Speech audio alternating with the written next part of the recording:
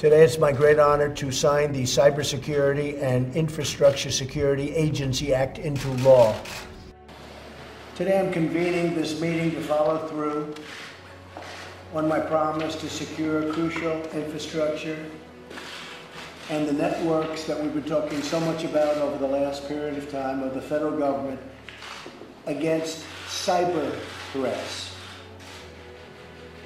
I will hold my cabinet secretaries and agency heads accountable, totally accountable, for the cybersecurity of their organization, of which we probably don't have as much, certainly not as much as we should have. We must defend and protect federal networks and data. We operate these networks on behalf of the American people, and they are very important and very sacred. We will empower these agencies to modernize their IT systems for better security and other reasons. We will protect our critical infrastructure, such as power plants and electrical grids.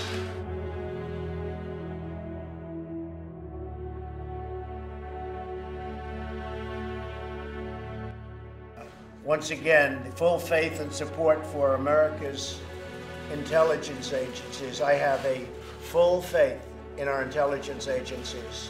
Whoops, they just turned off the light. That must be the intelligence agencies. There it goes. Okay. You guys okay? Good. That was strange, but that's okay.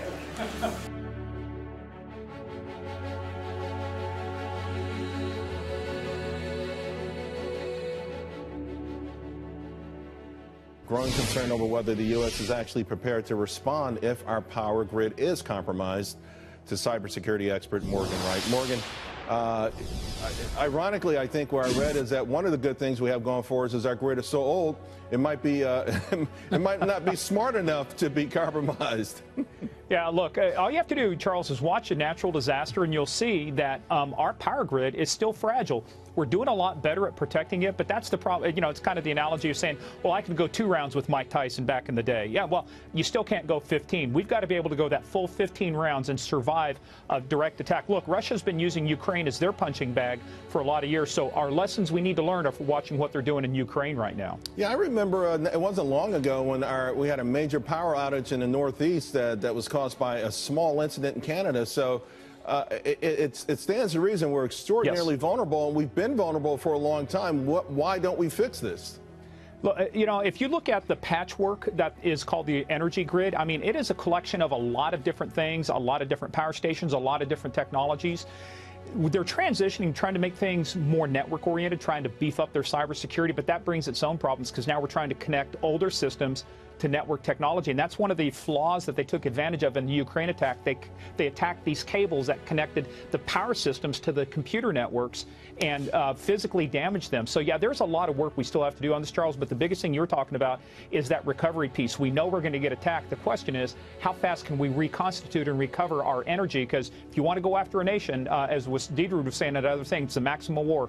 Go after their power, go after their water, and you can bring a nation to its knees. Well, every day, America's adversaries are testing our cyber defenses. They attempt to gain access to our critical infrastructure, exploit our great companies, and undermine our entire way of life. And we can't let that happen.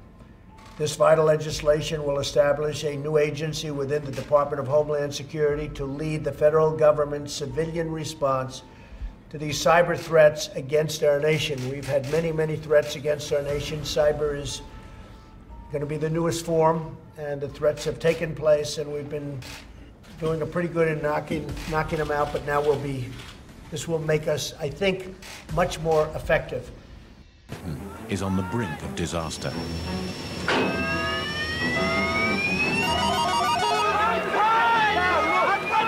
Unless we make decisions now, within 5 years, our electricity will start to run out. You can't make electricity out of thin air. It's a crisis which will leave us all vulnerable. For God's sakes, people are going to die. The next 12 hours will be crucial in terms of public safety and security.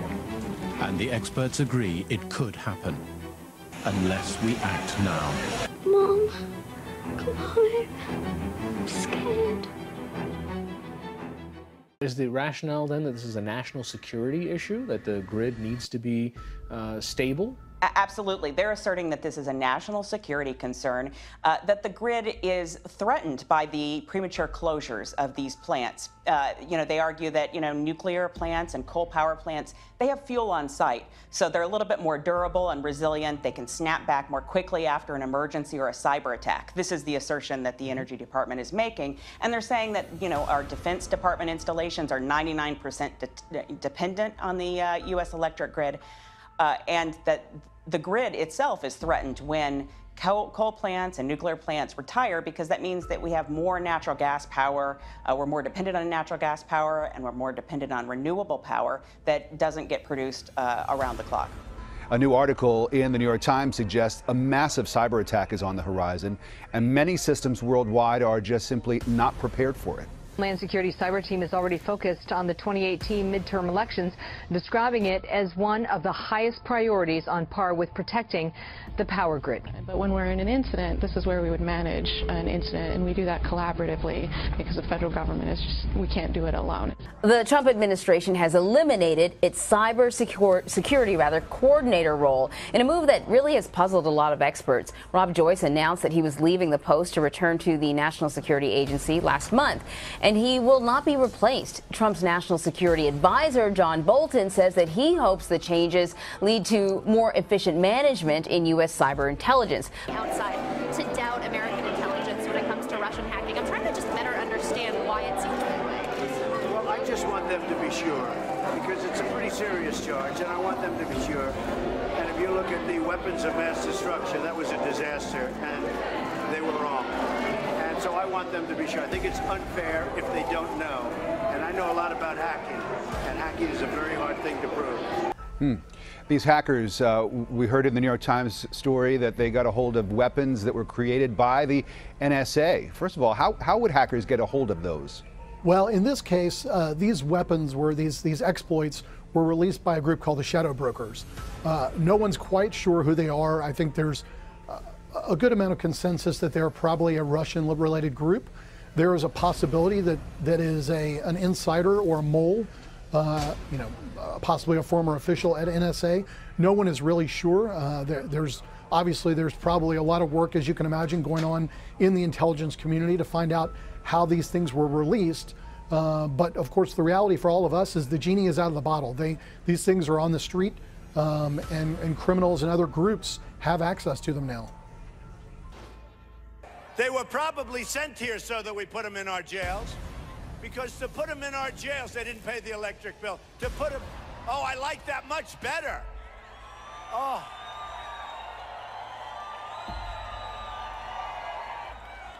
No, get those lights off.